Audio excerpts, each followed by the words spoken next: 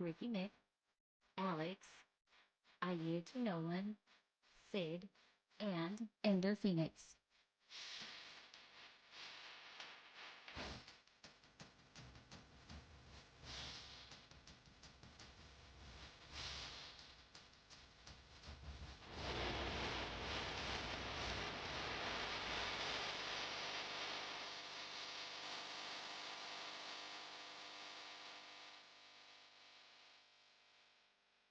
Hello, everybody, and welcome to Trophy Horrors. This is episode 725. I'm your host, Tricky Mick. Alongside with me, the man, the myth, the legend. It's Alex. The PS3 is still kicking, y'all. He brings the awesome. It's I Yield to No One. Yeah. Didn't have anything cool to say. He's the man that's always looking to set things on fire. It's Matt. I'm here too. He's the man who gets to say I told you so in 3 stories. It's Darrell. What up? Freaking told you, nerds. And he's the man who I did not want on this show, but for some reason was invited anyway. And he's also a sucky ass Devils fan. It's Joe. You can kiss my ass, Tricky, and the Rangers suck. Time to check my social media, yeah. I hate you. How the hell are you, gentlemen? It's good. Not only did Matt come back, like we decided to overload the show and bring 2 other people on the show. How the hell? Leave for 3 weeks and now you bring runner rats in? Come on, man. Well, you always talk about the Grinelli takeover. This is the tricky takeover, and I had to bring my man Darrell. I've been trying to get Darrell on the show for 6 months, Darrell? It's been a while, dude. You have, it's not for lack of trying, and I've always said that Sundays are like the most impossible day of the week for me. But like we've tried to do Patreon stuff, we've tried to do just random hookups, and it has been tough. It's been tough. So I thought I was retired from the podcast game. But Asha Sharma, she said, "I need you back, big dog." Been waiting a long time. So here we go. All right, Matt, how did you like your Zimbabwe trip? Or did we send you to Timbuktu? Where the hell did we send you? I forgot. Ohio.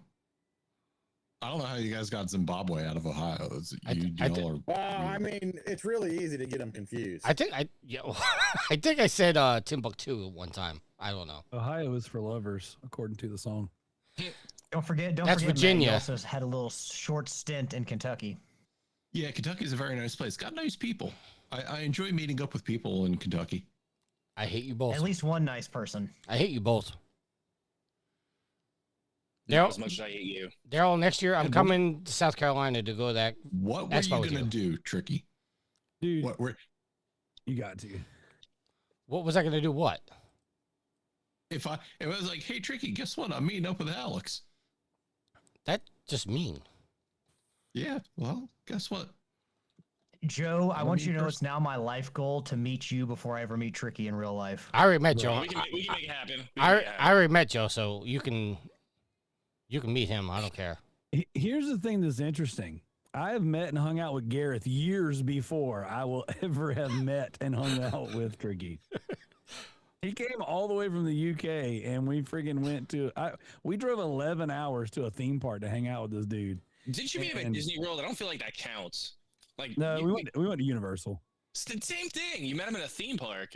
It was awesome. Hey, Darrell, V and I are going to Universal in September. We should meet up. Say less. Say less. No, see now what you need to do is in September we're going to see Bill Murray again.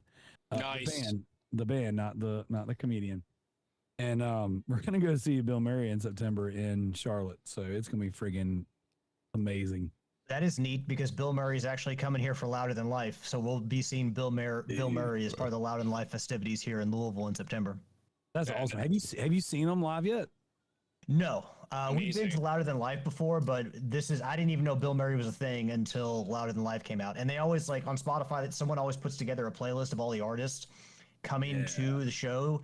And so, like, they have like 5 or 6 songs for each artist. So, like, that was my introduction to Bill Murray, and I've been listening to him ever since I heard him on random shuffle play on Spotify.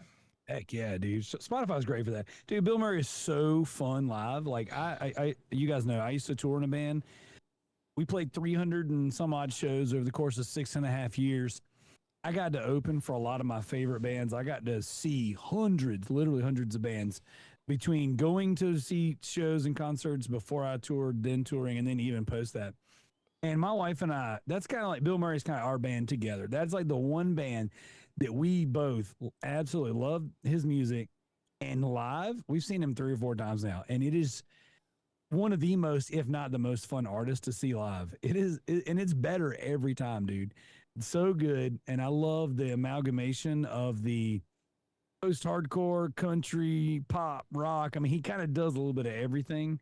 And just phenomenal. And the real, and I'll say this last thing, I'll let it go. The best part, Alex, and since you've listened to him online a little bit, you know, there's like a little bit of saxophone parts in the songs, but the guitar leads, the saxophone player plays those live. So she's way more involved in the live performance. So it actually makes the music sound a little bit different than what you're used to listening to it recorded. Phenomenal, dude. So good. So fun. Also, the man takes a good picture with a hog, and by that I don't mean a motorcycle. I mean an actual hog. Speaking of cranking hogs, this one's for you, Tricky. I hate you. That's what you get for inviting him.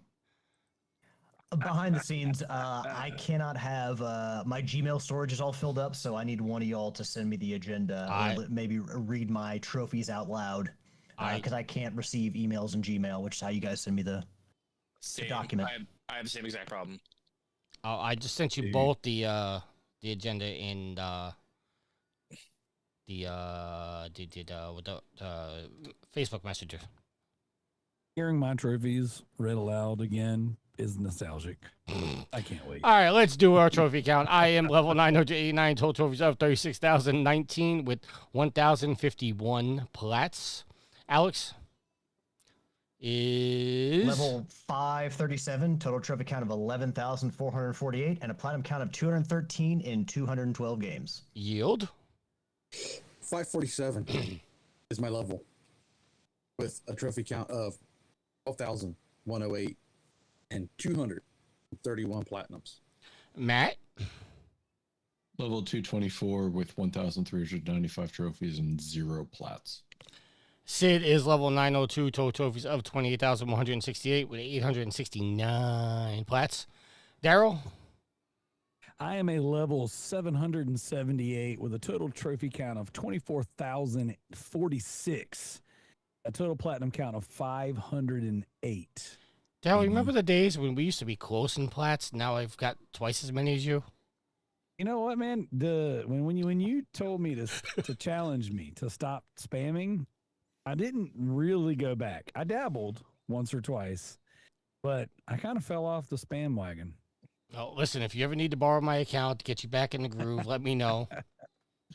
I think I'm gonna actually play, and I think I'm gonna get real platinums from now on. I'm try to distance my list from trash. Yeah, okay. Joe, your trophy count? I'm a level 545 with a total trophy count of 12,099 trophies and 41 platinums. 12,000? Yeah. 15,000, buddy. My shit didn't sync then. Look at that. You got 50. I read it off the app. You got 3,000. You got 50. I read it off the app. You got 15,853. And how many plats did you say you had? Oh, I'm sorry. That's my bronzes. I'm sorry. I read my bronzes out. Yeah, it's 15,853 and total platinum count of 41. All right, we do have a Sophie's Trophies from Sid. I need to find out what button to press because I always forget. Hold on. I'm coming. Here it comes. Hello again, guys. It's me back with the next round of Platinum Shoutouts. This is made from 2 small lists that Gareth has sent me, so I've put them together into one. And we shall start with Duxy14 with Telling Lies on the PS4. California Wayne with Miles Morales on the PS4 and GTA 5 on the PS5.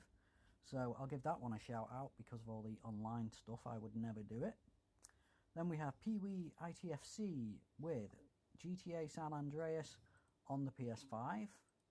Then Psytikist with Coffee Talk on the PS5. And Amazing Superhero Squad also on the PS5. EDJ3DG with 9 Souls on the PS5. Shotty Sniper 123 with Epic Mickey Rebrushed on the PS5 and Star Wars Jedi Survivor on the PS5. Then Dazza Fett with Texas Chainsaw Massacre on the PS5. Misa Gosalot with The Witcher 3 on the PS5. A shout out for that one as well, because I could never do that one. And The Grounded Gamer with Buffet Boss on the PS5. And Shane Lizard with AFL 23 on the PS4. I think that's American Football League. I'm British, so I could be completely wrong. But that is it, guys. That is all of your shout-outs for this week. And I hope you're all doing okay. I will talk to you again soon. Keep getting those trophies. Have fun. And take care. Bye-bye. All right. Yield, do we have a rarity update? I would say we should skip it with 6 people in here. Okay. We'll do it for the audio. All right. With that being said, let's get into what we're playing. Let's try to keep it limited down because we do have 6 people, as Yield just said. Yield, what have you been playing, sir? Been playing some Exocross.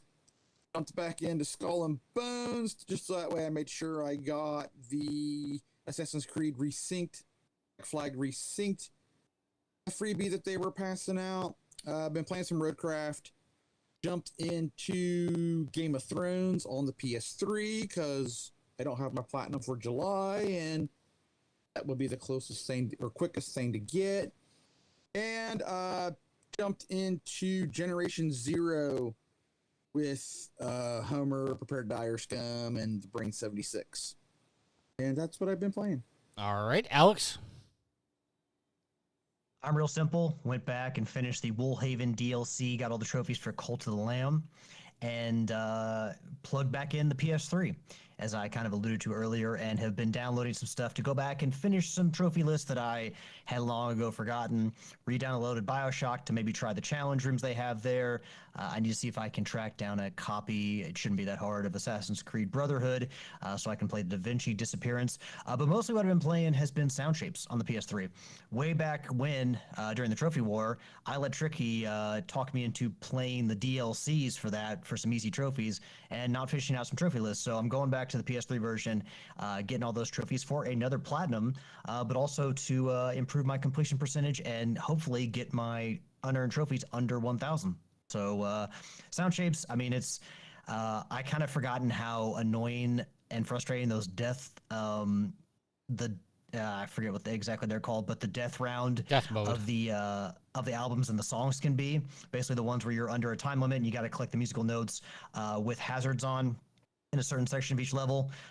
They're all manageable, but they are, it can be kind of frustrating. So you're just going to have to try again until you break through. And of course, part of it's RNG, where it matters where the notes are placed. You don't always get the best setup with those being at random places every time. But yeah, going back, playing some Sound Shapes, going to get me another platinum. And that is pretty much it. Speaking of the trophy board, you know that was 10 years ago? That's crazy. Yeah. I'm looking at Alex's trophies right now from when he went back to get the DLC. The trophy war was March 17th of 2016. That's insane. We know how many trophy wars we could have had if you guys weren't spoiled sports. We could have had none more. I think we all would have been better off without the first one. I don't know. I'm still waiting on my trophy. So am I, by the way. Hey, I think MZ got one of them. Yes, I know he did. I think they made it to MZ before they made it to you. Apparently, mine's still in the mail somewhere. You know what? For all his pain and suffering, we'll let Nitro have that. I think he deserves a trophy. USPS. Matt, what have you been playing? All right, I know I haven't been here for 3 weeks, so I'll try to keep this as succinct as possible. Gamble with your friends. I was playing with my buddy Stebbs. We did a little bit of that, as well as a game called Buckshot Roulette, which is a fun little, gambling game. Then I also, with my buddy Eric, we continued on with our Gears of War Reloaded. I forget what the difficulty is, whatever the ultimate difficulty is in that game. Probably like our 7th or 8th time playing that game. Did a little bit of Mugenics as well as Monster Hunter Wilds, helping some friends through the end game. New game called Dinoblade, which is a Souls-like where you are a dinosaur with a sword. Enough said. And then also some Slay the Spire 2. And then I have also bought into, Joe, thank you for recommending it, even though I know you haven't played it, Splatoon Raiders, which is the 4th game in the Splatoon series. And it is a single player game, though you can actually team up with other friends for some PvE. And it's every bit as fun as you think. If you like Splatoon, give this one a try. But I really do want to go into, while I was out and I was in Ohio, I was out there for the Channel 3 convention, which was a whole lot of gaming tournaments. There was Mario Kart 8, Mario Kart World tournaments, Smash Brothers tournaments, Fall Guy tournaments, as well as Fortnite tournaments. Well, obviously I didn't do the Fortnite, but what they did at the con was a tournament of it was held in an arcade. So what you would end up doing is they set up quests for each of the different arcade cabinets. There was one for Donkey Kong. We actually had a guy with us, Mickey Wins. He's like top 10 Donkey Kong players in the world. And he decided to win that quest handily, beat the high score at that location easily. I, just to keep this short, decided to go after the Silent Scope quest, which if those of you who haven't played the sniper based game, you have a sniper rifle where you stare into the screen, and there's the main screen, and then in the scope of the rifle is a secondary screen, so you kind of go back and forth to aim. And the quest was for highest score on the target range. I was leading it most of the weekend until one of our friends, Stygian, decided to literally snipe it from me last minute. So unfortunately, I came in second place with that. But it was a fun weekend. Definitely had a lot of fun. And yes, it was a great time to go out and meet up with Alex. So I had a good time. Keep rubbing it in. That's all I've been playing. Keep rubbing it in. I will. Darrell, what have you been playing, sir? So he mentioned some Buckshot Roulette, and that reminded me of a story. One time I played Buckshot Roulette with my underwear. Jesus Christ. I've been playing some PS3, dude. I actually, Alex had mentioned, fired up the old PS3. And I went back, and I do have a little bit of a grievance with Yield for deciding of all weeks not to do the radio report, because I would be blasting away the most rare, the best platinum, all that good stuff, because I got the platinum in Deadpool on PS3. I had an absolute blast revisiting that game. And that's one that had a trophy list I didn't clean up. I had just come off the platinum for Resident Evil Requiem, and that was an amazing game. Absolute joy in playing that game. But I kind of wanted something a little bit different, so I popped over to Deadpool, finished up that trophy list. Then I jumped into Mercenaries 2 World in Flames. Now, technically, servers are shut down, and the platinum, you can't get that platinum anymore, but I was reading on PSN profiles that somebody has like some private server set up. So I'm going to give it the old college try. We'll see. But I enjoy Mercenaries 2 a lot. And then just kind of sticking with that retro kind of mindset, I fired up on the PlayStation Portal. I've been playing Legacy of Kain Defiance. Love Legacy of Kain games. They're so good. And then this current week, PsyOps, the Mindgate Conspiracy, just dropped. And that is one of my favorite PS2 games of all time. So I've been bouncing back and forth between Legacy of Kain, Mercenaries, and PsyOps. So like those are like just 3 games that I just absolutely love and have very fond memories of. And I'm revisiting them for trophies right now, and it is absolutely awesome. All right, Joe. So I've been playing a few things. On the Switch, I've been playing Disgaea Mayhem, and it's kind of like if Disgaea and Dynasty Warriors like had a baby, and that's the game. So it's like a Muso set in the world of Disgaea. It's pretty freaking awesome. I'm having a great time. Put in like 5 hours this weekend, and then other than that, all I've been playing is Yakuza, Pirates in Hawaii, and it's absolutely all the mayhem you expect from a Yakuza game. It's crazy. Like I'm loving it. I'm having a great time. It's like one of those games where like now I actually want to go for the platinum because I actually give a shit about the game, and I don't just want to beat it. So I don't know if I'm gonna beat 100 games this year. It's probably gonna be out the window at this point because I found a few games this year that I want to spend a little bit more time with. So All right, and I've been playing some Division 2. The Alex, last week, if you remember, I told you about the Dust update that was coming. Well, it came that Tuesday, and man, this is so fun.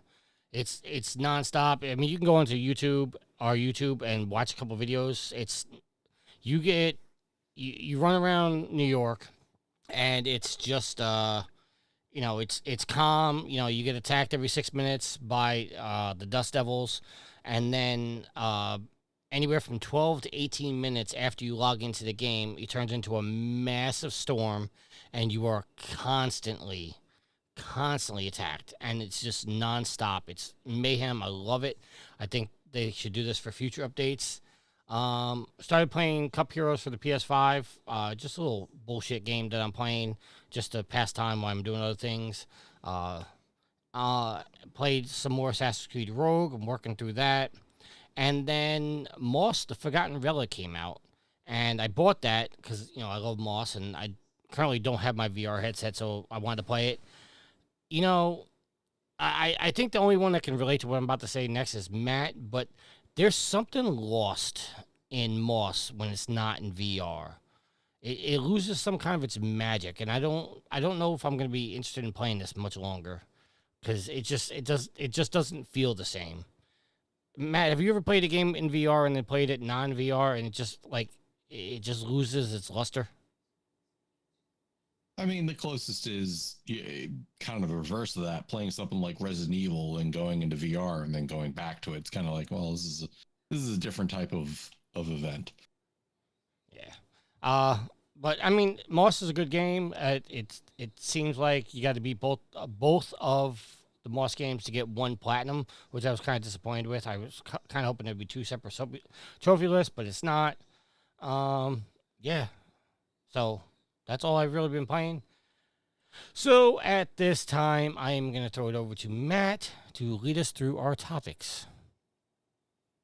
All right. So first topic of our news section comes from Automaton, and it talks about the Nintendo patent lawsuit over in Japan. We'll kind of go around the table real quick, but for everybody who may not be of the word, the Nintendo has basically been suing the makers of Palworld for some time now, and this latest set is about the patent, especially surrounding using a ball or sphere-shaped object to capture a monster. Basically, the grand decision here was the Japanese patent office rebuked Nintendo for their patent lawsuit, basically saying, Nintendo, your entire thing here about using a sphere to capture an item doesn't lend any sort of what they call where does it say that inventive step. In other words, there's no like evolution or like they didn't invent something that occurs. And basically Nintendo, kind of fired back saying, well, what you're saying is not accurate. You're thinking the things here are licensed product. It goes back and forth like that numerous times throughout the article. Basically, what the Japanese patent office is saying, Nintendo, your concept of throwing a sphere and capturing the item doesn't show anything inventive. And therefore, your patent lawsuit really isn't viable against Palworld for this. So anybody want to take a first stab at this whole mess as to what's going on here? Is is Pocket Pair, are they a Japanese developer or are they an Eastern developer or Western developer? Sorry. Definitely Eastern. So this, what I found the most striking about this was that it was Japan's patent office, which I feel like I don't want to say they should have been biased, but like you would figure it would fail in like United States court over Japan's court. So I don't know. I find it a little weird that Japan rejected the patent. I mean, Tricky, if you thought you were sick of hearing Nintendo suing people and shutting down, ROMs and YouTube channels and all that, imagine if you're the patent office and Nintendo is constantly running to you, especially over this Palworld thing, which has been an issue since Palworld came out. Look, Palworld's not a threat to Nintendo. Not a threat to Pokemon. No, but we can about it. But we can agree that there are very striking similarities here. I mean, that's okay. That's fine, but it has been found numerous times that Palworld's fine. Like, there's enough of a difference there to these patent offices where they're not going to side with Nintendo. So when someone constantly comes and cries to you about this, if you're the patent office, you're like, I'm sick of dealing with you. And, we talked about it. Pokemon, #1 IP in the world. So, yeah, I'm tired of hearing about this petty shit from Nintendo. And again, I'm sure that anybody who has to deal with it is also tired of it. But yeah, they've clearly not going to win this. So them constantly, just save your money and just leave it alone. I don't know. That's my thought. I've said my piece. Anybody else? Nintendo yeah. sucks. Go ahead, Darrell. That's all you got, Darrell? Is Nintendo sucks? Yeah. No, All I mean, right. like, Go ahead. so Nintendo and Bungie they remind me a lot of each other, and the fact that they're very, very protective over their IP, and they're so happy, and they get very cocky with it. And it's kind of one of those things to where I'm of two minds. It's like, well, I'm kind of glad that they're protective over their IP and they value what they have, and but in the same respect, it's like, I mean, it's kind of cool that someone else did something similar. I feel like Palworld, from what I've seen of it, it is dangerously close to copyright infringement. If there was ever a time they'd be like, nah, bro, we ain't doing it. But I guess when they brought it down to brass tacks and like the throwing of the Pokeball was the, I don't know, man. I thought there was other egregious things besides throwing of the balls. But hey, it's Nintendo. They're gonna sue, and so I've never been a Nintendo fan. I've never been a fan of their IP or their practices. So it's eye roll to me, except for the fact that Palworld was like, let's go all the way and scoot as close to the line as we possibly can. It was kind of like, you brought that heat on yourself. So, in that respect, more power to Nintendo for saying no, bro. That's too much. I mean, hey, you create a successful video game and you expect clones to pop up. I mean, Tim also exists, so it's not like Palworld is the only game that skirts that line of being, a Pokemon. Yeah, but this is, you use digital cards in Tim. They're not spheres. And this is dangerously close to being like. Yeah. But let's also remember that patenting something, you are obligated, and I'm not excusing Nintendo for how litigious they are, but generally the way patents work is you must protect your patent at every way, shape, or form should that be used against you in future proceedings. They can say, well, you didn't sue for here, so why is this valid? Correct. That said, yes, Palworld got very close to the sun on this one, and I just think Nintendo's patents aren't that specific or great to use, so yeah. It's probably the lingo and language they're using in their patents too. That's the reason why they lost. Like, if it would have been like, throwing a ball at a monster and enclosing it, they probably could have won. But it probably wasn't even that detailed to that point. It was probably just some stupid lingo that they got caught over and they lost. In the article, it says choosing a Pokeball in the bottom right of the screen, thrown at Pikachu, it captures Pikachu. Like, it's just well, okay. I'm not gonna call it a Pokeball. I'm gonna call it a Poke Triangle, and we're gonna throw. And we're not gonna throw it. We're gonna underhand toss it. See, done. And it The doesn't difference close between over it. baseball and It throws a softball. net over it. Yeah. Yield, you got anything about this? Nope. 10-4. It's like Nintendo's getting into Nintendo. This is what they do. And like Matt said, you do have to protect your patents, or people can come after you and be like, "Well, you didn't protect this one." So it's like all those things Disney's now trying to protect, like Steamboat Willie and all these properties that keep getting turned into horror movies. Disney didn't care about them for so long, but now they care because people are starting to make things that are not family friendly with some of their past, intellectual property that they own the rights to. They no longer do. It's just Nintendo's problem that they got crappy patents. Well, that's why I think they should make a Kid Icarus game before the fucking patent runs out, and then someone else can make one. Like, hurry up, dude. Like, where's my game? Alrighty. Moving on to the next. I don't know that anyone's rushing to make another Kid Icarus game, Joe. Sorry. Dude, Uprising was awesome. Like, Kid Icarus Uprising is a fantastic 3DS game, and if you have a 3DS, you should go and buy it. Or if you have an emulator, you should emulate it. Anyways, next article actually is a post by Matt Piscatella. I'm refusing to use the IGN article that Tricky linked. So basically, Hey, he you comes can't out. spell ignorance without IGN. That is true. So basically, Matt Piscatella, who has been citing Circana retail tracking for a while to give us like numbers when people like Xbox don't want to report on things. So basically, he comes out and says 2 PlayStation video games sold more than 10,000 physical units in the US during the week ending July 11th, 2026. And then he says 7 have sold more than 100,000 physical units year to date. And I guess this is, we'll hit again on this on the topic of the week, but this basically comes out and is, I guess reinforcing the idea that Sony's going digital. But Will, in our conversations, as the problem is you can make stats say anything. So for instance, what this article doesn't say, and some of the commenters, go on to this. Okay, then how many digital PlayStation games have sold more than 100,000 units in the US year to date thus far? And is this US only? Is this, what are the other features in here that we need to be considering? The problem I have with all these stats and figures, as we already know, is that PlayStation has already come out and quoted this 85-15 or 80-20, but then there's other people saying, well, that details DLC, that details digital only games, that it shouldn't be counted in because then that unfairly skews it towards digital versus physical. So I only bring this up now just as a precursor to our topic of the week, because I'm sure there's going to be plenty for us to say there. I'll stop there if anybody wants to chime in real quick.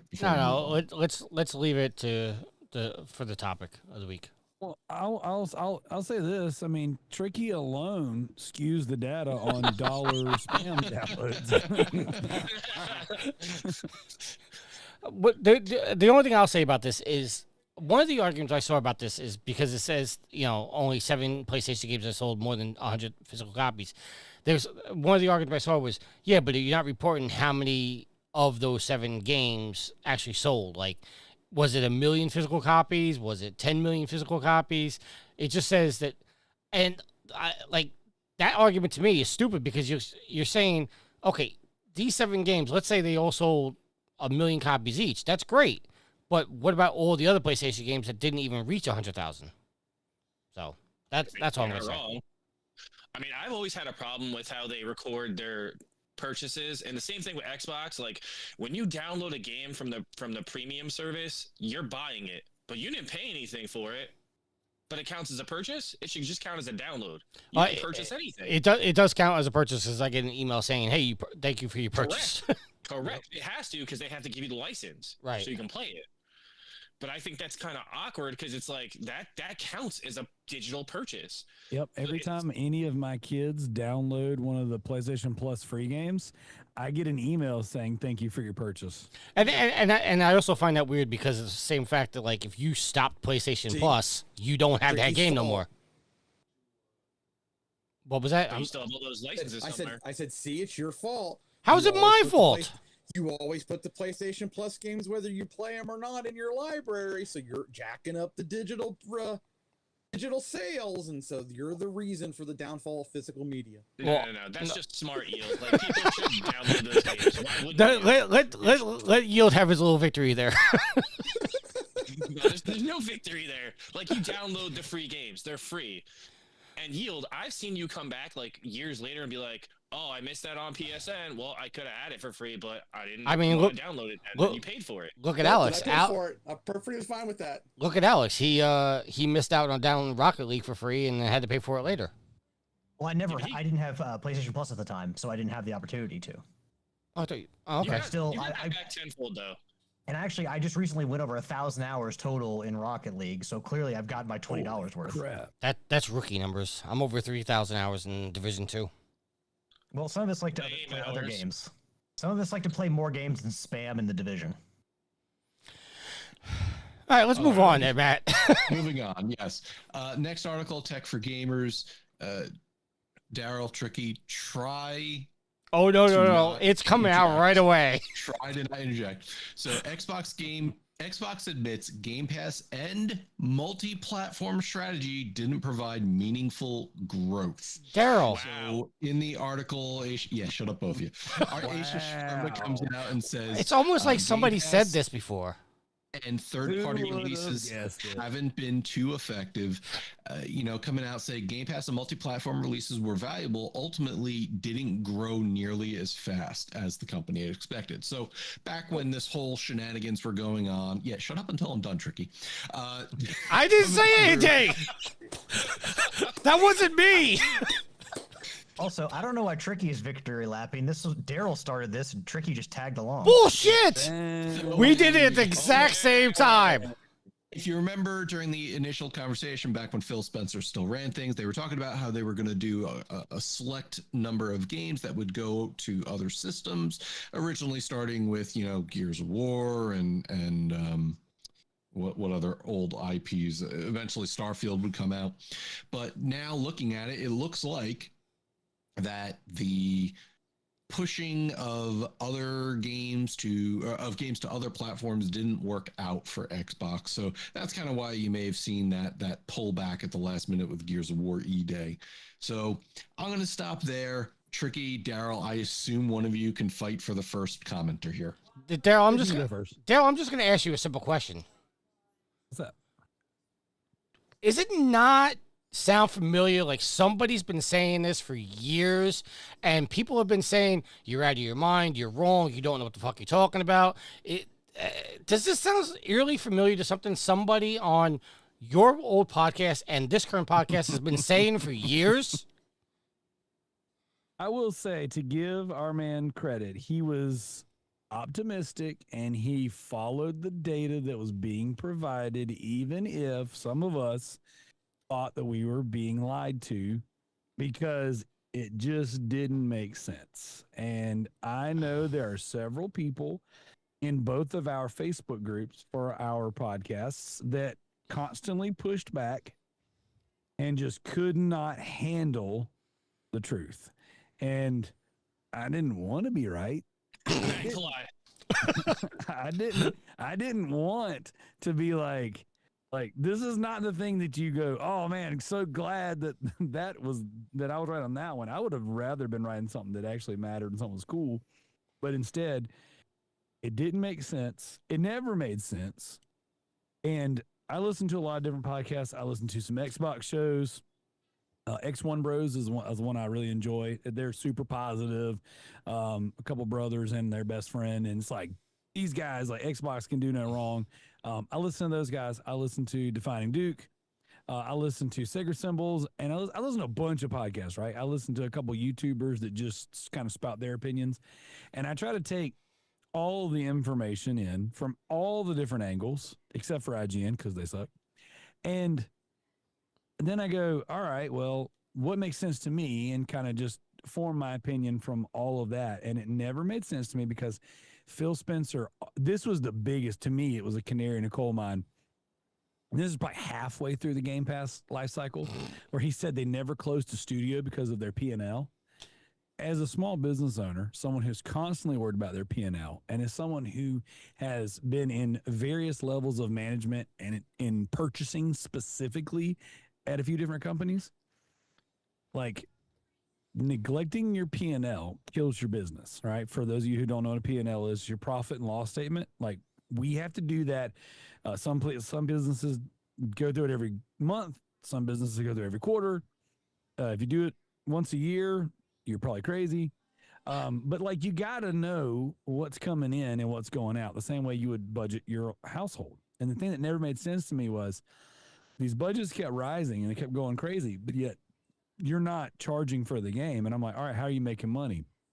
If you spread your subscription services so wide that it's like you're getting pennies on the dollar for every person that's subscribed. Now, we've obviously on this show and RIP Loot Bros have broken down the various ways that they monetize that stuff. And it's like, this never made sense. You can get it for $1. You can get your dollar back. Like, nothing, it never, ever made sense. And it's because they were taking the L on development and calling Game Pass a success because they weren't subtracting the cost of running the studios and developing the games. And now that you have somebody in there who's unbiased, she is telling you, like, dude, this is effed up. like this is not how it works. And now developers are finally coming out and saying, not only did we hate this, but like, it was robbing Peter to pay Paul. And so many like verbatim statements that we made on our show and has been made here on Trivia Wars is like, what is it, 5, 6, 7, 8 years later, people are finally starting to say out loud. And it makes me feel like a freaking crazy conspiracy theorist. So I was like, dude, I've been saying that for years. It didn't make any sense. It never made sense. If you've ever done your own budget at home, if you ever worked at a company where you actually were in charge of P&L, it never made sense. It can't make sense. And then when Sean Layden left PlayStation, he comes back and goes, this doesn't make sense. And I said that. I said that on our show, and I said that on your show. And I was like, dude, if he's saying it, something is wrong. We are being lied to, and they're gaslighting me because it makes me feel crazy that it's like, no, they're like, yeah.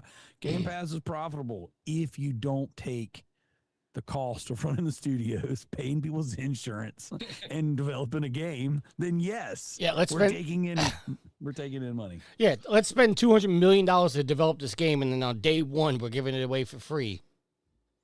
Yeah. It's not free, Tricky. It's not free. Yeah, okay. Yeah. Fuck out of here. So either way, it's kind of one of those things where I feel like a little vindicated, but also it kind of sucks. You know what I'm saying? Because now it's like, well, Xbox has shuttered some studios. They had a bunch of layoffs last year. They're going to do what, 32 or 36, 30 something hundred layoffs this year. 3,200. And yeah, 3,200. But that, I was listening to Jason Schreier, who he's been doing his little breakout. Don't mention Jason Schreier on this show. Yeah, I'm not a fan of him. I like his reporting, but I'm not a fan of him and some of the tomfoolery he said. He doesn't hate him as much as I do. I disliked him a whole lot when he was leaning into the social political sphere. Now that he's just kind of like, oh, I'm just going to talk games on YouTube. I kind of like him a little bit. Yeah, but the thing is he's saying what I've been saying. I just didn't have any sources. You know what I'm saying? You didn't have the audience either. So what you're saying is you got lucky, whereas he was informed. You can call it luck, sure. Common sense. Like if you common sense told you this was not going to work, and I've been saying that for years. Common sense tells you this is not profitable. If it was like that, then why did they reduce the price of Ultimate? Fucking stupidness. They had no choice. That was the first backpedal step, Matt. That's the first backpedal. That's like, hey, Matt, I'm going to give you a new car tomorrow for free. You can try it all you want. Let's go back to Darrell. Darrell, you're running a business. You're hitting losses. You're left and right. Is your first step to reduce the cost of your product to sell it? Yeah, because they lost 50% of their subscribers. And you got to think about where Asha Sharma's background is. It is in customer satisfaction. Like, she is big on it. Like, if you look at her time at Facebook Messenger and what was it, Uber Eats or whatever the freak she was doing beforehand, her thing is customer satisfaction. And so she's got her little little fan poll thing where you can go sign up to like the insider program and you can say, hey, these are the things that matter to me as an Xbox customer. And some of the things she's jumped on, like exclusivity. It was only 2 games, but they're doing it. You know what I'm saying? But they're doing it and they're saying, hey, we have to have a reason for you to come to our platform. If we don't have exclusive games, why would you buy an Xbox? Like, I mean, why would you go anywhere? I mean, like Sony's. That was the thing I said all along, Darrell. Yeah, it's like if you put it anywhere, if you put your games everywhere, why would you go anywhere? Like think about how many guys have switched to PC in the last 5-10 years because you can get your Xbox games on PC, and then PlayStation started putting their games on there, and it's like, dude, I don't blame you because you can get all the other PC slop too. So yeah, but then Sony removed it from PC for whatever stupid reason. Well, because they weren't making money. And they said that they weren't making the money that they needed to justify. The juice wasn't worth the squeeze over there. And so now they're like, well, we're going to have you come over here. They're doing a whole nother stupid, Xbox style, fumbling. But the thing about Xbox is, and with Asha is like, yeah, you cut the price because you priced your people out. They left. It was too much. $30 is just too much. It might be what they needed, but they left. And then what did they do? They said, okay, we're going to cut the price, but we're going to take all the expensive stuff back out because this is where we're losing money. And if you go back in time, you hop on your little internets and you go back to the Wayback Machine, you go back to Loot Bros episode, whatever the freak, you'll remember whenever we talked about how PlayStation said, yeah, we're going to put Horizon Forbidden West, we're going to put it on PlayStation Plus. And when they did, they said, nope, never again. We lost $150 million in sales. You know what I'm saying? It's like, duh. Like, come on. If you give the people the option not to pay for it, they're going to take the option not to pay for it. I don't blame them. No. The same way I don't blame Game Pass subscribers for, dude, when I had Game Pass for 2 years, right? I didn't beat a single game on Game Pass. I Game Pass way longer than that. But for 2 years, I'd pop in there, download a new game, play a few minutes of it, and then bounce. I never beat a single one of them. Because you never felt compelled to go back and play because you didn't pay for it. It's exactly the same. I feel the same way a lot of times with the PlayStation Plus games. Like, I know you give Yield a hard time for not wanting to download them just because he can. But there's something about having them for, in quotations, free that makes them not valuable. I don't value a PlayStation Plus game, no matter how many thousands of them I have, because I've been a subscriber since 2012. I don't value them the way I do a game that I go and pick up in the wild. You know what I'm saying? I've got a stack of physical games sitting beside me right now, and there's you haven't sold them yet? No, I'm doing a live auction tonight. Whatnot, 10 p.m. Cheap plug. we burning it tonight. Hey man, $15 for free if you sign up with my link. Go check it out. So no joke, I mean, there's something about like paying your hard-earned money for an item, and it gives it an inherent value that giving things to me for free just doesn't do. And I would argue you could transcend that past video games into anything in life. Think about renters, right? I had rental property for a long time, right? Renters don't take care of stuff the way homeowners do, statistically, all right? Like, people come in and they tear up, you know what I'm saying, the place they're staying in because, like, well, you're going to fix it, not me. And when the onus is on you to take care of something or to value it because you put your hard-earned money into it, you treat it differently. And I feel like Game Pass kind of taught everybody it doesn't matter. There's no value there. Now they have to unteach that. So starting on that, like, oh man, we gotta cut back. It's too expensive. All right, we're gonna take Call of Duty out of it. Hey, look, I'm telling you right now, that was the first domino to fall. First-party games are going away.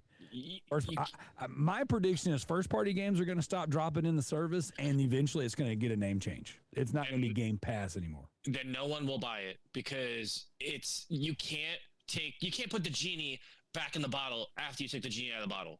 You can't devalue video games to the point where you almost collapse the industry and get all the studios shut down, and then you want to be like, you know what, this wasn't a good idea, so we're going to backtrack and make people pay for everything. There's also a rumor that Xbox is going to get rid of the Game Pass, the Game Pass requirement to go online to play games. So let's do this because I want to add this article in here. Coming again directly from Xbox Wire, is that Xbox is now going to they're piloting a ad-supported free Game Pass. So basically, it's going to be streaming only. You're going to be watching an ad before you stream. The core game experience is unchanged. It's optional. So kind of, if you remember a couple of weeks ago, we did the whole EA wanting ads in their games and whatnot. So, there's a couple guiding principles here that, they start with the player. Ad should create value. Again, these are very PR terms. It doesn't interrupt the flow of gameplay. The ads are being held to the same quality bar as our content, which right there is a problem. We're clear about what's advertising, and we make sure the ad fits what the player expects on each platform. So adding that in, you guys have been very critical about the whole perception, but now you're truly giving something away for free. All right. Because you're going to stream something. It's like, all right, well, to do this, I got to sit here and watch an ad.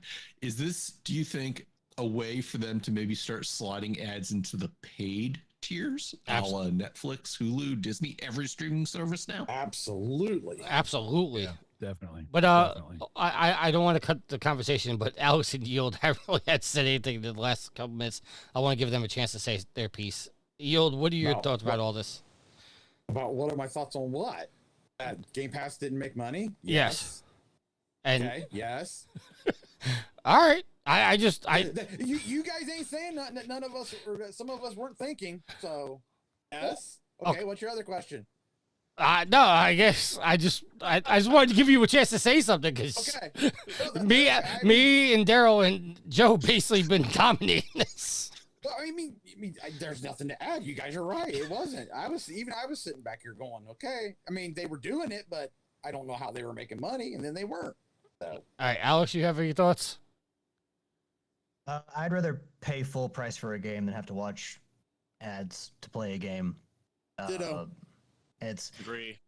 Yeah, I mean, it's just another way for them to make money, and I think with Game Pass, I think if Microsoft does try to roll it back, like Joe said, they're screwed because you've already given people a taste, and once you give people a taste, if you take it back, then people will be like, no, I'm not. I was paying a subscription fee to play these games, and now you're making me pay for the entire game. No, so that's going to hurt them even worse. We'll have to see. That's a tenuous line to walk. So we'll have to see what they do with that. But yeah, in any way, if they plan on rolling back Game Pass, I think they've done it for so long and made such a big push about it that, what can you do?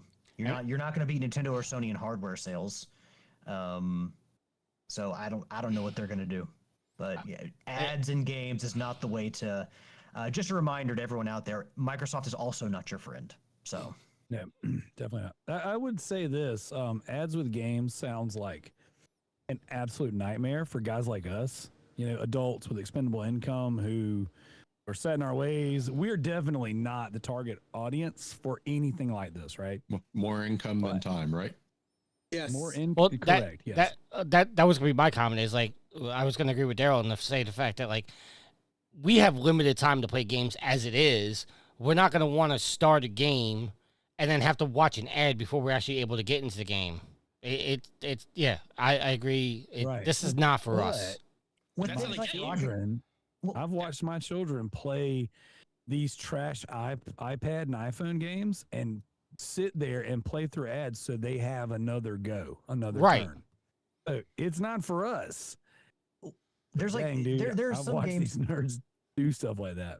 There's some games that ads can fit in naturally, like sporting events like Madden or Rocket League. When you have an arena, you're used to, if you go to a basketball game, you're used to seeing ads all over the place. So that naturally fits in. But if you're like Matt and you're playing a game with dinosaurs with guns, what's the ad? Like, what kind of ads are you going to run there? I mean, I guess you could run an ad for handguns or something like that. I don't know. Jurassic Park. Or dinosaur toys. Jurassic Park. But yeah, like, how are you not going to interrupt gameplay in that type of scenario? So It'll probably be like Tubi and Howdy and these Roku free streaming places. And I feel like I actually read this where you'll watch a series of ads before your movie or your show starts, and then you'll get a certain amount of uninterrupted time. And I feel like one of the articles that either covered this or commented about it said that you'll watch a certain amount of ads for an hour of gameplay. And I'm sure that they'll set it up to where, you know, X amount of checkpoints trigger more ads. Right. And then it will be, obviously they're collecting your data, right? So you're not gonna be playing Roblox and get Blue Chew ads, but you know, you might be playing Madden and get Allstate ads or some bull crap like that. It's like, oh dang, it's halftime in the game. Roll more ads to keep playing on Game Pass. Right. I watch Tubi sometimes because, you know, we don't have, you know, cable and I don't like paying for all the subscription services, but Tubi, you know, I'll sit and watch some old horror movies on there, and they do roll the ads before the show. Like the problem is it's passive. Like watching TV and watching a movie is a passive form of entertainment. So sitting there watching ads isn't so bad, especially if they front load them and you don't got to worry about it for the rest of the movie. But when games are very active. So it's much harder to break someone's attention or get them to accept that you're going to break their attention when they're actively engaged in the form of entertainment. Or how about when you're playing games like Bloodborne or Elder Ring and you died 5 times to a boss that goes, well, you need a break. We're going to roll 2 minutes of ads. That might be helpful. Every time you die, you get an ad. Right? That'll help me compose myself. If you would like to save here, watch this ad. Right. The article Oh specifically, my gosh, yes. The article specifically calls it out that the ad is played before the games. And again, this is their streaming tier. It's not just like I can download the thing to the Xbox. It's if you want to stream a game for free, it's going to be you watch an ad. Now the question is, how long is that ad? Are you watching something for 5 minutes? Are you watching something for 30 seconds? And then, yeah, Darrell, do they go, hey, you're on the pause screen. You might as well watch this ad to get back into the game. So again, this is a slippery slope all over again. You didn't watch enough ads. We're bricking your system. Right? This is an Xbox. All righty. Cool. So, Tricky, we did make a post in the group about questions, but there were no questions that came through. So I don't think it's not valid. Can't do it. It's not time. It's not time. Oh, No all questions for you, sir. So no questions. Tricky, hit the other soundbite. Toe. Topic of the week. Well, fine then. Fuck you, Matt. But instead of fuck you, Matt, Hold on a second. You laugh at that one, but you don't laugh at the awesome soundbite before that? It's not awesome. It's fucking annoying.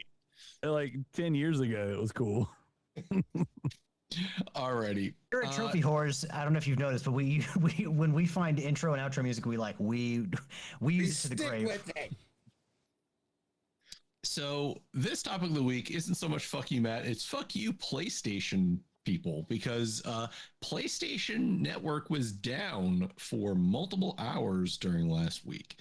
And yeah, great job. So this is like, how many times has Sony's network gone down? I've lost count. If I had a nickel for every time Sony's network went down, I'd have 3 nickels, which is weird. It's not a lot, but it's weird that it happened 3 times.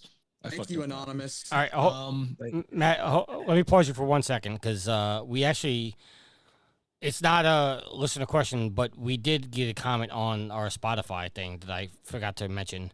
Goat said GTA 6 will be the main GTA for the next 15 to 20 years, presumably. Absolutely no rush. I'll be waiting until a price that doesn't piss me off. So I did want to mention that because we did say that we would keep up with this, and I forgot. So sorry to interrupt. Very good. Thank you, Go. So basically caused by an Amazon Web Service, and this is coming from the BBC. Not that one. PlayStation Network outage results. Jesus after Christ. thousands of gamers. I thought I was bad, Matt. That was good. PlayStation Network outage. resolved at like the BBC. PlayStation Network. Kids do not Google BBC. Okay, British all right. Broadcasting. British Broadcasting channel. PlayStation Network outage resolved after thousands British of gamers corporation. unable to play. Written by Laura Kress, coming in basically during the outage last week. There were some commenters saying that they couldn't play their digital games. I know there was a Yield, you put it in the Facebook group, but Gareth came back and said that there wasn't an impact on people playing digital games. I was able to play all my games. I played my games. I don't know. I was at work, so yeah. So it unconfirmed. It showed up on the website. Like you could go and check and see what's down, what services are being affected. So like everything was checked in some area or another. But here in the great state of South Carolina, I couldn't stream. I couldn't use my portal. That was the only thing that was affected for me. Right. Those services were down. But what people were trying to say is that they weren't able to play their digital games. And the only way you were not able to play your digital games is if your PlayStation was not your primary console. Anybody like Yield who only has one PlayStation 5, Alex who only has one PlayStation 5, Matt only has one PlayStation 5, they could all play their games because it was all their primary console. How ridiculous does that sound? They only have one PlayStation 5. Me and Darrell, if we went to one PlayStation 5, me and Darrell who go to our other PS5s, we had to play on our primary. Darrell, it makes more sense because Darrell has a full household of people and he doesn't want to always share the PS5. So on Darrell's end, I can understand. You just have a work PS5. You like to all. Here's a question, Darrell. You said you weren't able to play your games. Obviously, you were trying to stream from the internet, or were you streaming locally? So streaming locally worked. Streaming through the cloud service that you get with premium, that makes sense. That makes sense. Right. So yeah, it to a degree, players were affected. Will's in the chat saying normally it would be whatever, but since recent events, everyone lines up to shit on them, himself included. I don't know what that was in reference. I don't either. I saw that too. So late. Is he not talking about the news of it being down? Like people saying they can't play their games? I think that came in before we even started it. He might have been talking about British Broadcast Company. He might have been. So I don't think we were talking about the British Broadcasting Corporation there, Joe. Okay, can we move on? Drift. You didn't hear that? Tricky has a problem with us talking about the BBC. I just don't want some kid listen to our show and then Google what the hell is BBC, and then we have said so worse things. We've been on a podcast named Trophy Horse. Calm down, sir. Yeah, Will- a podcast called Trophy Horse. Will bombs and say all kinds of unsavory things, but bro, don't talk about the British. Will says his comments. we're just doing our part to keep the British end up. Will says in regards to the PSN being down. Okay. So what happened, it was down for multiple hours. And while this didn't affect your ability to play locally, for instance, if you were a person bringing home a brand new PS5 with a disk drive, you're like, I needed to get a disk drive before I could even, before I lose this ability to play physical games, you're trying to hook it up. And of course the disk drive needs to dial home to register it to your device. And you wouldn't be able to do it during this outage. So again, the amount of times PlayStation has been down over the past decade, we'll say, for multiple hours, not just like a blip here or there. Are they? If they're depending on Amazon Web Services, maybe it's time that they move to Microsoft Azure servers. Well, Microsoft was down too, weren't they? They were down first, actually, but it was so short. Not to give them a free ticket on this one, but it's funny because I saw that Microsoft servers were down and Microsoft was down, but like, I wasn't using my Xbox, so I was like, oh dang. Who does use an Xbox? I didn't say it earlier because it is a PlayStation show, but I actually just beat Halo 4 and I'm working my way through Infinite, getting ready for Campaign Evolved. It comes out You do that, sir. Comes out tomorrow, right? No, it comes out Tuesday. Oh, okay. Unless you order like the premium to whatever Yeah, edition, then you could have been playing it. It's available now. Yeah. It's gay to do that. I'm waiting for Tuesday. I got a physical copy. Shocker. I did too. Even though when I put it in, it's going to do a full download, full day one patch, full. Yield, I just hope you Holy can crap. link your Microsoft account. Yeah, I was like, Yield, how you playing? You got to play on a Yeah, Microsoft. it works. No, but so this was an issue back when Gears of War Reloaded came out. My buddy Eric and I were trying to play, and he was trying to hook up. Oh no, it was my problem actually. I signed on to my computer to play it, and it wasn't allowing me to register my Microsoft account with my PC copy. So if you look at this and say, yeah, if Microsoft is down, they better not have been down long. They own the freaking servers, but PlayStation again suffers an outage. This time, not necessarily their fault. I'll give credit where it's credit due. It wasn't Sony's fault. It was Amazon Web Services. You know what I think the greatest crime in all of this, Matt, was? The BBC not being big enough. I was gonna say, if your PlayStation internet, if your internet was down or like the PlayStation Network is down, and you rely on your PlayStation, you can't go find the BBC on there. Can't watch any of that. Jesus Can't watch Christ. Downton Abbey. So anyway, Can't watch Bridgerton. that was the big issue from last week. But because Darrell's on the show, I wanted to add this subject back in here to say Sony's decision to kill off PlayStation discs could destroy. You hear that, Darrell? Destroy the $7.2 billion used game market, according to analysts. This article coming from Eurogamer, written by Sharif Saad. Basically, the secondhand market, whether it's GameStop, whether it's eBay, whether it's a specific Whatnot channel. Do you know any good Whatnot channels, Darrell? Actually, I'm quite a fan of Resident Darrell on Whatnot. As a matter of fact, 10 p.m. Eastern time tonight, Resident Darrell is going to be live selling some very, very alluring physical media for very cheap. Oh, okay, excellent. Great, good to know.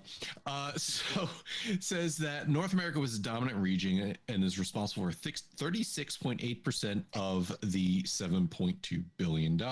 So estimated around 2.65 billion.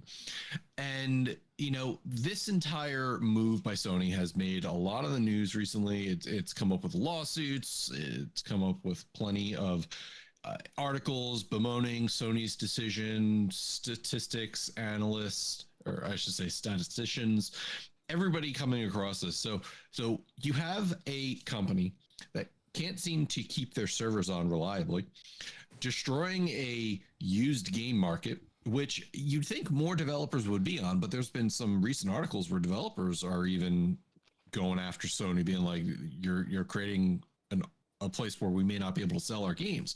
Sony itself having an issue where they can't legitimately sell digital content to, what is it? I think like 62 markets outside of the US and the UK, because you're not allowed to make a PlayStation account and therefore can't go online.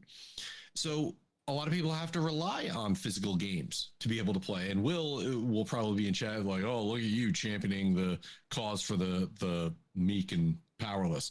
Yeah, because it is an issue. And I've said this multiple times that even though I predominantly do digital, especially when it comes to PC, players should have a choice. Here, you're essentially destroying the used game market. And I said this in my comments from last week's show, that even though that they are going, completely digital, they're still going to put boxes in stores with a digital code so they can say that we're not creating a monopoly or a walled garden. So I have all this to say, Sony is not doing very well in the news recently, or maybe it appears that way. I don't know. Darrell, you have the finger on the pulse of this market. What do you think of all this? I think, honestly and truthfully, it is going to cause a boom in prices. So guys like me are getting ready to make more money than we've ever made reselling. That's why he's going on at 10 o'clock tonight. 10 o'clock tonight, Eastern time. What channel, Darrell? Resident Darrell, one word, on Whatnot. If you click my link that I put in the Facebook post that I posted in the Trophy Wars group, $15 for first time buyers, and you get free shipping. So you pay for all these plugs. The thing about it is this: we're going to be eating real good for a little while. I do think that there is, from the business side of things, it's going to push all the old stuff to become more expensive, and it sucks for the collector. It sucks for the second hand, third hand, 15th hand buyer. But that's just kind of the way that things work. I think that in the long run, there's 30 plus years worth of video games, 40 years worth of physical games that we have to circulate, to sell, to buy. I don't know that it matters, really. I think that secondhand stuff will get more expensive, and more jabronis will jump in thinking that they can flip a thing to make a dime. But there's so much out there. There's so much volume out there. If you think about games like Wii Sports that sold 50 million copies, you know what I'm saying? Like, there's no digital copies of Wii Sports. There's 50 some odd million copies of that game floating around. Mario Kart Wii, another 35 million copies out there. There's so many physical video games that will be fine. Will it suck that new stuff's not coming out and that you don't get to add to your I think from the collector's perspective, it's worse than it is from the reseller's perspective. I think from the reseller's perspective, it actually is going to drive crappy games that don't cost that much. It's going to drive that price up. Now, it'll make things more expensive for me to buy because everyone's going to be like, oh, they ain't making physical games no more. So, you know, we think our stuff's golden. And it's different too, like versus like DVDs and VHS, where that stuff kind of went away and they didn't get more expensive. They actually have continued to get cheaper. VHS has made a little bit of a comeback in the last 5 years, but it's nothing comparable. But VHS players, DVD players, and things like that are kind of universal. You can get any kind of optical drive and play a DVD, whereas with video games, they are console specific. So it is going to kind of shove them into a niche, and it's gonna be like, hey, you know, to play games you got to have a console. So if you want to play this game on a disc, because they don't make discs anymore, you also got to have this thing. So I think that from a business perspective, it'll push it up for the foreseeable future. I don't know how long that'll last, but I also believe before you go on, I do actually, because I want to say something. I'm glad you brought up all the years of games and stuff that people had to buy, because you look at eBay and people are still buying the WWF Hasbro figures that went out of market or stopped manufacturing in the early 90s. There's still a healthy market for those on eBay. Yep. You look at McDonald's toys that, you know, long ago were stopped production, and there's still a market for those on eBay. So like there are places where you can go to buy any like number of games that have been made, you know, since the 80s or, you know, whatever. So I'm glad you brought that point up, because, you know, there's obviously still a market for a lot of things that have been out of print for a while.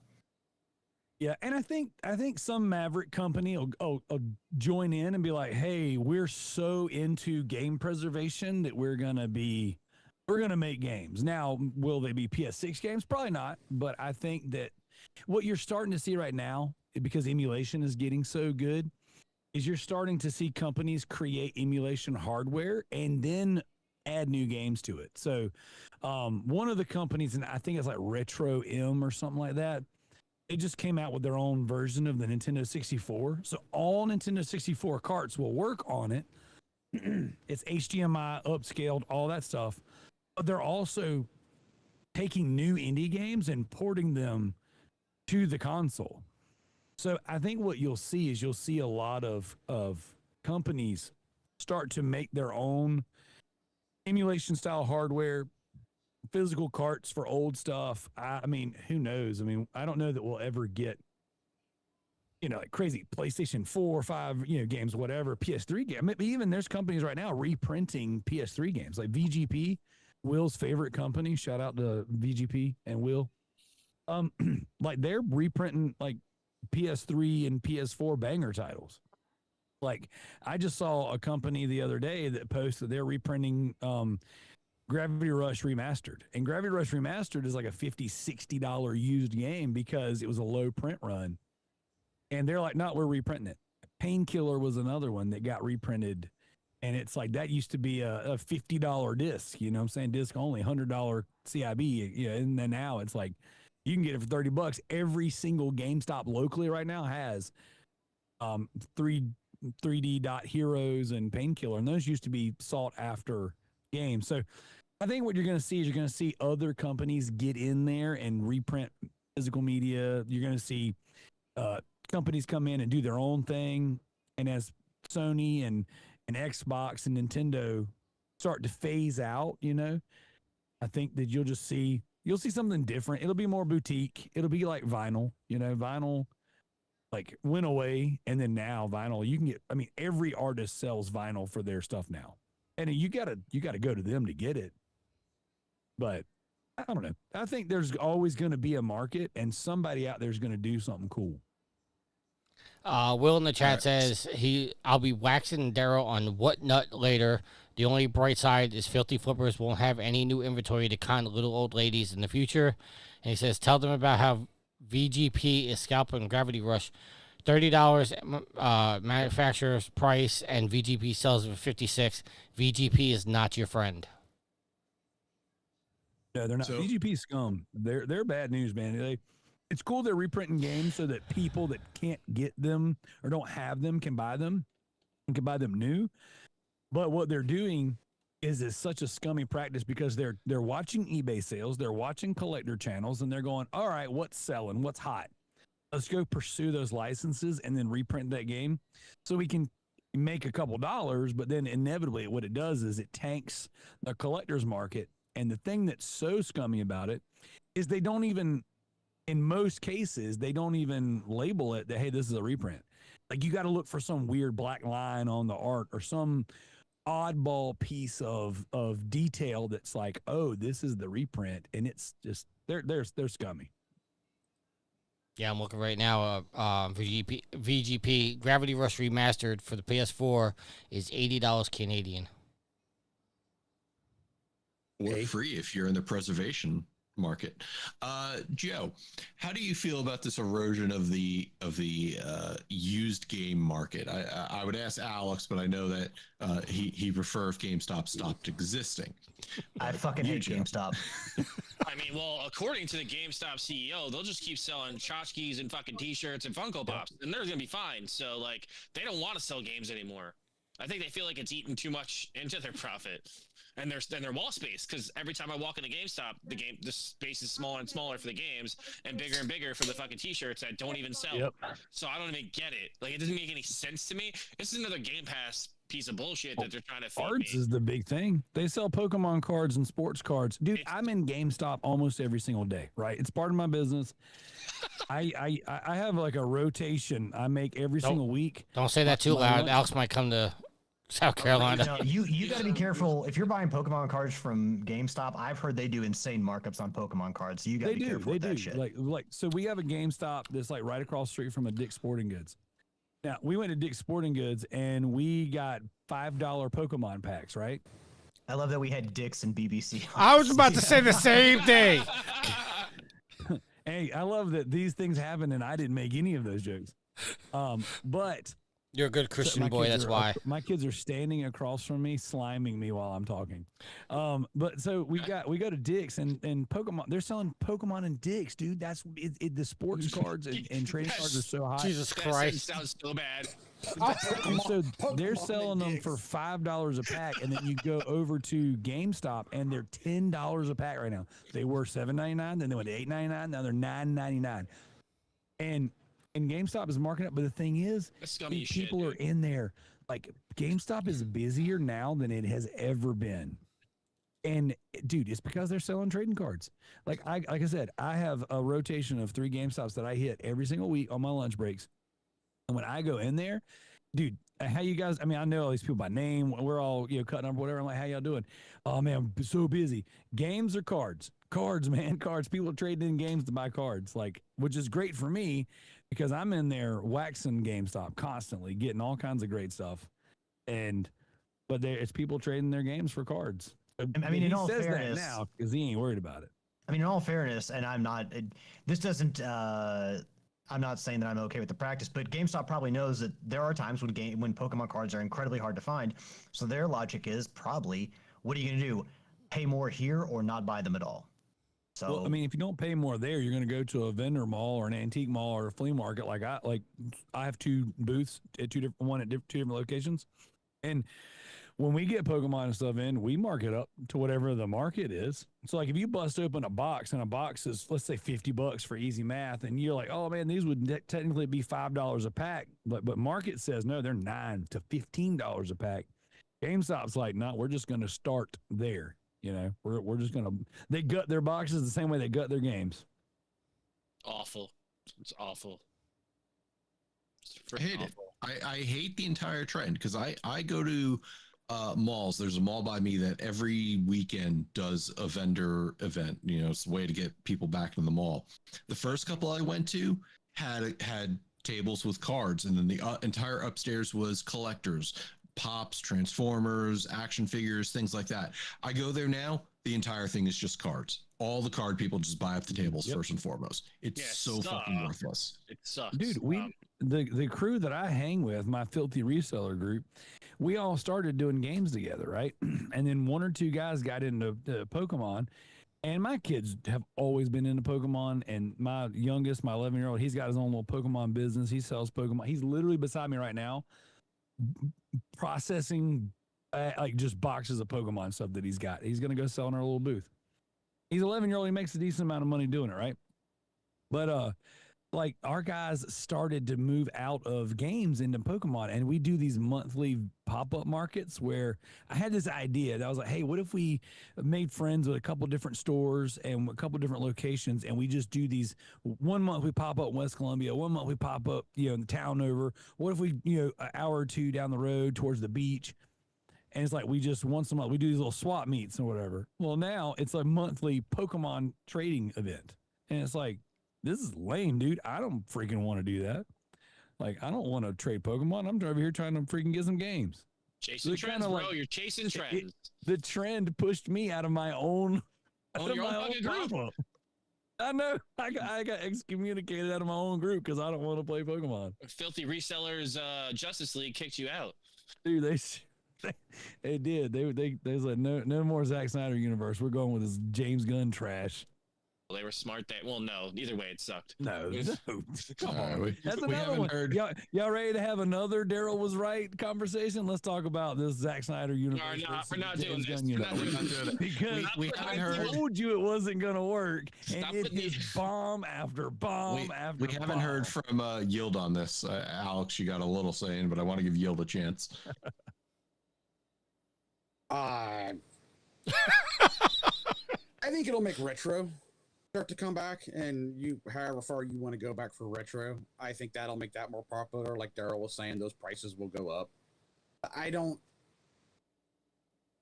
It'll hurt people who can't buy, like us, who, not that we have unlimited income, but not like us where we can be like, well, I want to buy this new game and I want to buy that new game. But for the 11-year-old that might be only get a couple of games a year, it's going to kill him because, he can't walk into GameStop and pick up a game for $20.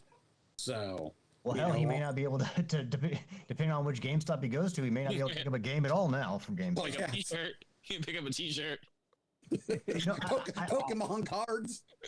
I think one of the silver linings that might come out of all of this is you might see indie game shops in towns, local indie game shops spring up a little more. And we've got quite a few here in Louisville, but you may see that more prevalent in towns across the country, which would be nice. But again, it's a silver lining, and not necessarily like a best case scenario for people who want to buy physical, people who want to buy used, all that kind of stuff. But it's just kind of something I've thought about where it might be one positive that comes out of everything.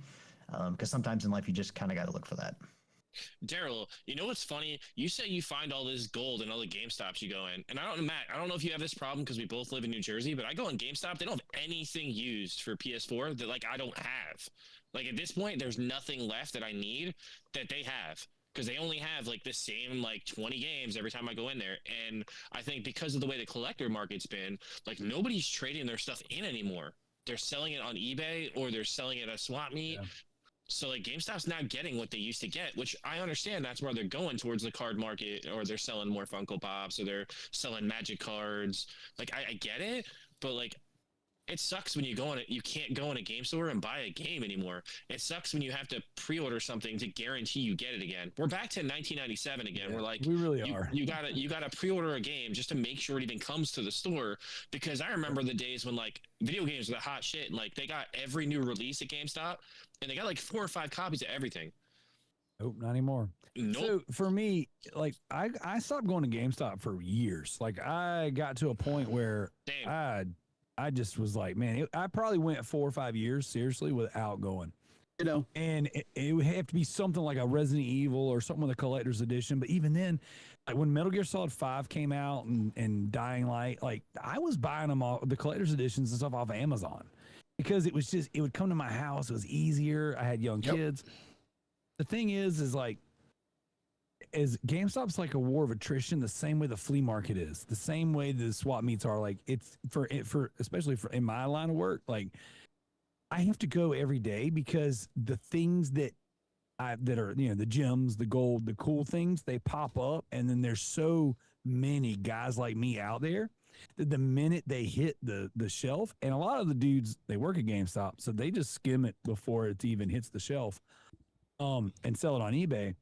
But I have to go every day. Like, and dude, I walked into my local GameStop the other day, and I had seriously been there the day before, and their retro wall sucked. I walked in just because I was like, I'm over here by the groomers. I got to pick the dog up. I'll go in. I walked in, and they had freaking Pokemon Coliseum on GameCube. I was like, dude, and it was like, I don't know, like $40-$50 under market, and I had all this trade credit. I was like, heck yeah, I think I paid like $100 and something for it, GameStop's price, but then I sold it for like $160 or so. I don't even remember. It was something ridiculous on eBay. But like that wasn't there yesterday, and it had been there for minutes. So I've just kind of like, full disclosure, I'm back at William Strength. It's so hot in there, like you can't be in the building if you're on break. You just don't want to. And like, we don't have AC we just got AC in our break room, but I don't have AC in my office. And so it's like, it's 91 degrees according to the thermostat in there in my office. I'm not freaking hanging out on my lunch break. So like, I have 2 vendor malls that I've got booths at. So like one day I'll go restock a vendor mall, a booth. One day I'll hit GameStop. One day I'll hit my local Paymore. One day I'll restock the other booth. And then the next day I'll go to another GameStop. If I'm going to the groomers or I'm going to run errands or whatever, I'm like, while I'm here, I'll hit the GameStop that's local. There's 3 of them in my area. And so I try to make sure I get in there. Like, I try to make sure I hit every single one of them at least once a week. And dude, some days it's a bust. And some days it's a hit. Well, Will in the chat says you aren't going to GameStop for your question. You're going in there for your inventory. He says that, and he likes to bust my balls. But like since October, I'm pulling out my game right now. All right. 2 years ago, just for context, 2 years ago, I sold my entire video game collection. Right. Since October, I have added 790 titles to my personal collection. I've been rebuilding my personal collection since October. So like, yes, I'm going there for inventory, but also I have learned to buy in a way that I'm able to cover the cost and make a little bit of profit off of what I sell and give myself a game or 10 for free. Follow me for more tips on how to build your game collection. All right, like Darrell's like his own personal Game Pass going on. I also kind of. It's free. I also want to point out something Darrell said, because Darrell was talking about how he went to GameStop for the collector's editions and whatnot, and then eventually he just started ordering more for Amazon because it was super easy because it just came to your house. I just want to say that's the same reason why people are buying digital games, is because you don't have to pre-order anymore, because you can just download it purchase it and download it anytime you want, and it comes straight to the system. Like I don't want to generalize and say people are lazy, but it's the convenience of being able to just download the game onto your system and not have to get up, change the disc out. You don't have to go to the store to buy it. You don't have to go to GameStop and hope they have an extra copy because somebody didn't pick up their pre-order or whatever the case may be. That's why people are buying their games digitally, is because it's the convenience. You don't want the clutter either, Tricky. Say again? Yeah, I mean, Joe's right, the clutter, but also they never run out of digital copies. You don't have to worry about a game running out of stock. And it's, I mean, yes, they can set the prices of games, but it's harder to influence the market when there's always an infinite copy or number of games available to people to buy. Will says that's part of the fun, Tricky. Supply and demand is a bullshit man-made thing. Like, it's not real. You don't have to charge more for something because there's less copies. You choose to do that. Well, yeah, exactly. But I mean, it's, capitalism. So you guys, and you talked about this, where if GameStop goes down or this forces more indie shops to go open. When I was out in Ohio, it was held in a arcade / retro game store, and I showed Alex this one picture, but a complete inbox factory sealed version of Legend of Zelda: Ocarina of Time gold, and I found this when I looked at it, Alex. Yes, it's the gold cart version, $500. And then I sent worth every penny. It's got the original Fire Temple music. It's literally the most overrated game of all time, but I'm not going to go there. Oh, get off of this podcast right now. But that might be the only thing I actually agree with Joe about.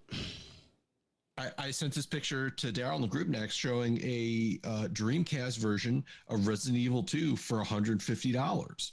And I didn't send it, but they also had what is it? The original Resident Evil director's cut sealed for like $125. And what was your comment, Darrell? You wish you kept your stuff back then? Because you can get premium dollars for games that like actually mean something to people. Absolutely. Now, I say that. Go ahead. I say that the $500 Ocarina of Time sitting there on the shelf, taking up shelf space. I don't know who's going in there to buy that. And collecting dust. Dude, you would be surprised. It's the crazy hits. It's the crazy expensive wild stuff that people just they go out of pocket for. Like, I'll give you an example. A couple years ago, I was doing the mortgage thing, and I had a really bad month. Right, I had some deals fall through. My commission check was going to be absolute trash, and I was like, man, I've never in my adult life had an inconsistency in my income. And I was kind of like in my head about it. I looked over at my shelf, and on this little stand, I had a sealed copy of Parasite Eve. Oh. I go over to it. I scan it with the eBay app. I've bought on eBay. I'd sold on eBay before, but never anything consistent or anything really worth riding home about. I scanned that game, and it was $300 and something sold comps on it. I listed it, and it sold in an hour for $330. Sealed copy of Parasite Eve Greatest Hits. I paid $20 for that at a flea market. For a Greatest Hits version? Damn. Greatest Hits, sealed, with a little tab on the hanging tab on the back. And that's what turned me on to this reselling business. I was like, wait a minute. I just made more money in an hour than I did in 45 days trying to structure a HELOC for somebody to where my commission was $500 and I had to split it with my brokerage. I worked so hard for this deal and I made no freaking money on it. But I walked over to my shelf, something that I paid $20 for, and then I sold it for $330 in minutes. Dude, the next thing I did, Godzilla on PS4. $175. And that's dude. And it's kind of like, there are things out there because I'm telling that story to make a point. You like Godzilla, that license got lost, right? You can't make any more Godzilla games. And you can't make any more. You can't sell a digital version of Godzilla on PS4 right now. So that game is $400 right now. At the time I sold mine was $175. And that game's trash, and the trophies are broken. I couldn't even get the platinum because the trophies were broken. But there's people out there that they want it, and because there's such a high demand and such a low amount of copies available, they'll pay $400 for a game. You got to remember when you walk into a shop and you see Ocarina of Time sealed for $500, all it takes is one person. You got to find one person to sell it to. And like Darrell said, there's people out there who, because I've sent from our local indie game shop, Cardinal, or one of them, I've sent the guys some stuff that's hundreds of dollars, sealed games, and you go back in there and the stuff is gone. So there are people out there who will buy it. Yep. There's crazies out there paying $2,000 for Kuon on PS2, a crappy survival horror game. You leave Kuhan alone. Dude, I actually I messaged one of my buddies owns a local shop near here. He actually owns the vendor mall that I have a booth in. And he sent me a little TikTok video that he posted of his trade-ins from Saturday. We had that pop-up trade market like I was telling you about, but everybody was selling freaking Pokemon. There was 2 guys selling games. I was like, I'm not doing this. We went and attended and hung out, but we didn't set up. And so the trade-ins were crazy, he said. So he shows off all his Pokemon stuff, and I'm like, I personally just don't care. You know what I'm saying? It's not for me. I know people love it. But then he said, we got a copy of Kuon. I was like, you gotta be freaking kidding me. And so sure enough, they got a copy of Kuon. And I'm like, I need it. So I messaged him. We'll see. Alrighty. Well, this has been a thrilling take on the filthy reseller market along with PlayStation's predicted downfall. So anyway, Tricky, you want to start landing this plane, bringing us home? Yeah, I just want to bring up one thing. As you guys know, I posted things on social media, and there was a couple comments on a video from 2 weeks ago. Eric, the geologist, says the numbers for PlayStation are lying, and people are already walking away from PlayStation. And Joey Bag of Donuts says, I just got off the phone with Sony because I canceled my subscription to PlayStation Plus. It's going to be all physical. It's going to be physical media no matter who actually creates the disc and the software. They're ending all of it. I get a full refund for my 12-month membership 3 months into it. So Sony's already offering refunds if you want to cancel your PlayStation Plus subscription. All right. Let's close out. Let's do some shout-outs. Let's start with our guest first. Joe, your shout-out, sir. A shout-out to my wife for allowing me to be on here tonight because I know she wanted to hang out tonight. But we just went to the movie, so we're good. Shout-out to my daughter. Love her to death. She's my light and my love. Shout-out to Matt. And shout-out to Alex and Yield. And big fuck you to Tricky. Yeah, fuck you, too. Hey, Joe, I got something for you. Time to check my social media. Darrell, your Where's shout-outs. Where's an unopened can when you need one? I know, right? Darrell, what are your shout-outs? Your shout-outs and plug your whatnot, too. Yeah, my whatnot. I want to give a shout-out to my YouTube channel, Resident Darrell, over on YouTube. My kids and I, we've been out doing our little collecting, reselling thing for a little while now, and we don't take it too serious. I'm super inconsistent posting videos, but we've garnered enough success to where we get invited to come out to some of the local video game conventions as media. So we just got media passes to Southeast Game Exchange for the 3rd year in a row, and it's a blast, man. We had so much fun. I got to meet Roger Craig Smith, the voice actor of Chris Redfield in Resident Evil 5, 6, and Revelations, and he was hilarious. Had a great time. He signed some stuff for me. We picked up a bunch of stuff. A lot of stuff we're going to be selling on Whatnot tonight. Also give a shout out to Whatnot, Resident Darrell Whatnot, 10 p.m. Eastern tonight. Guys, come hang. Even if you don't buy anything, come hang out in the chat and just freaking, there's just tons of deals, man. We sell freaking lots and lots of stuff, super, super cheap. But yeah, dude, we have a blast. My kids and I have so much fun on doing the YouTube stuff, doing Whatnot stuff. Shout out to Tricky for staying consistent. If there's one thing I like about Tricky is that he's consistent. He's going to play the Division. He's going to spam his plats, and he's going to ask me to come on the podcast every single Sunday, even if he knows that your boy's usually up in church and can't make it. So thank you, dude, for being a good friend over the last decade and staying on me because, sometimes I just get busy. I get wild. So shout out to you guys. It was fun coming on here and knocking the dust off. I think the last time I was on, what number is this? Like 720 something? 725. 725, I think 658 or 6 something like that. When I loaded up my Reaper, it said Turvy Horrors 6 something. Let me see what it says. 698. Yeah, so that's the last time I was on the show. So it's been a while. I appreciate you guys bringing me back on and letting me crash your party and hang out. And so I definitely enjoy talking with you guys, and I'm glad that you're still doing the show. It's pretty solid stuff. Darrell and Whatnot. My message to Darrell every week is, I know what your answer is going to be, but do you want to come on this Sunday?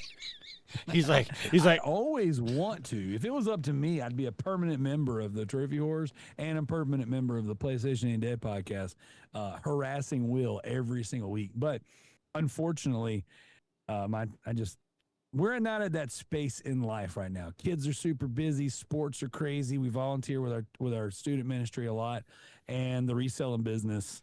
Although I don't do it nearly as much as I did last year and the year before, it still takes up a lot of time. All right. Yield your shout out, sir. So, shout out to Matt, Tricky, and Alex recording. Shout out for Joe for coming on. Shout out to Darrell, not only for coming on, but for inspiring me to look up a collector's edition that I had been wanting. So, that Sniper, it's Sniper Elite. Sniper Elite 3. So I was like, I wonder if I could find that on eBay. So by God, I looked it up. There was a dude selling this PlayStation 4 collector's edition, no game. And I'm like, that's perfectly fine. I own the game.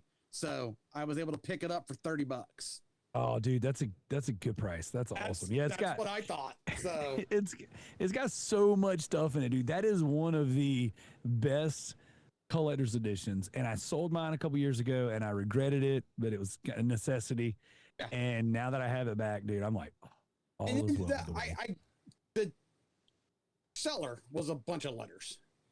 The dude, like, I was going to give him a shout out, or them a shout out. Let me be more specific. I don't know whether if it was a he or she. It was like a double walled box, cardboard box, wrapped in plastic wrap a whole bunch of times. Like, it was like well shipped, and it was free shipping. So and above and beyond what I was expecting. And finish up. Shout out to all pimps and moms of the Whoredom. Thank you for downloading, listening, hanging out with us. Shout out to everybody who was hanging out in chat. Alex, your shout out, sir.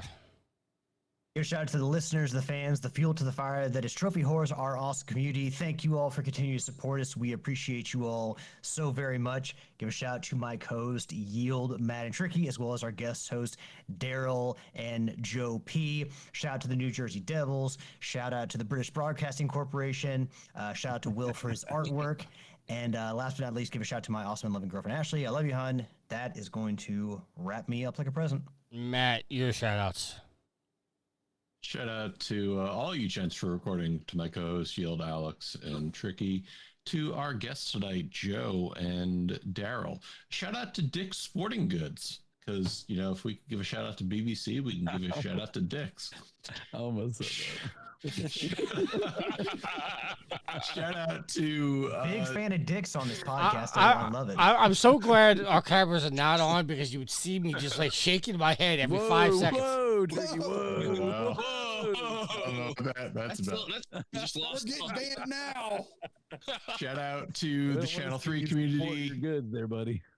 Make sure to come out and support channel3.gg. We just had the second annual Channel 3 convention out in Cincinnati, Ohio, where we met each other, had some fun times, and yeah, it's an example of what we do on the site. It's just make sure we have fun. And make sure to check out Resident Darrell's Whatnot at 10 p.m. Eastern tonight, as well as any. Right. Make sure you hit that checkbox and subscribe. And make sure you know anytime Resident Darrell goes live. And shout out to my wife, V. Thank you for all that you do. Shout out to you, everybody on the show, except for Joe. He can go fuck himself. I gotta share the love, you know. Shout out to everybody in the chat. Will, the only one name I saw. If I missed anybody else, I apologize.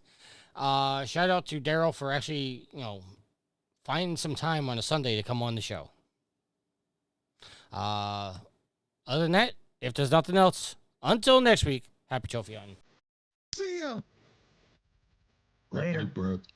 Bye. Animes for pervs.